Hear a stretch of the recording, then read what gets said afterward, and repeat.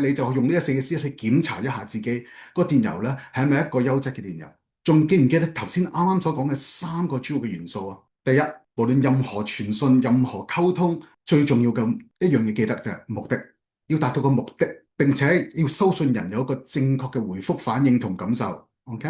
咁所以呢度有兩個係乜嘢啊？目的，對方係邊一個，收信人係邊個？接住落嚟咧，就剩翻個行文點做好佢。咁而個行文咧，就係咧跟從住呢個四 C 嘅原則咧，就係我哋一般嚟講喺國際商貿啦，無論你同香港人嘅電郵溝通，同世界各地任何人嘅電郵溝通，都係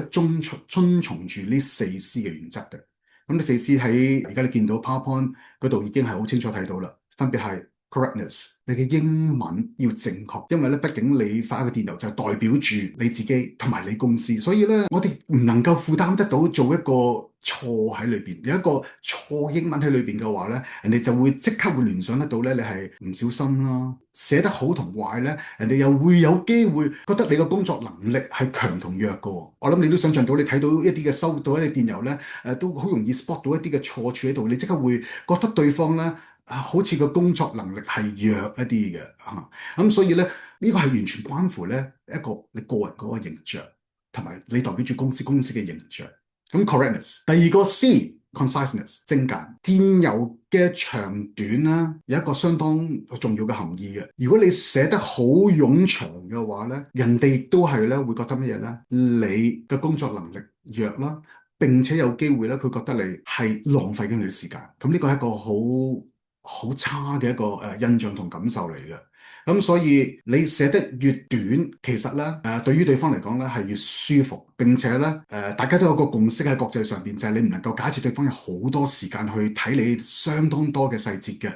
最緊要將個重點講出嚟就可以。一陣我哋就睇睇咧點樣可以寫得好精簡啊嚇。咁第二點同第三點咧好似矛盾咁樣嘅嚇，又要精簡，但係同時間咧亦都要完整。咁呢個完整嘅概念係一個咩概念咧？就係你希望個電郵